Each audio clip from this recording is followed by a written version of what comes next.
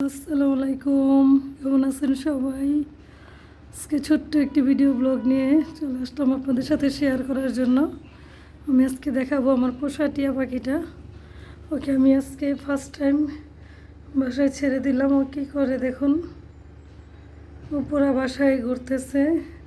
দেখুন গিয়ে আমার জানালার উপরে বসছে। এই যে দেখুন কী করে, দেখুন।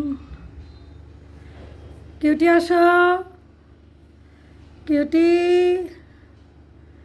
কিউটি, আসো আসো আসো, আসো আসো। দেখছেন ও যে ওখানে বসে আছে, সে ওখান থেকে নড়তেছে না।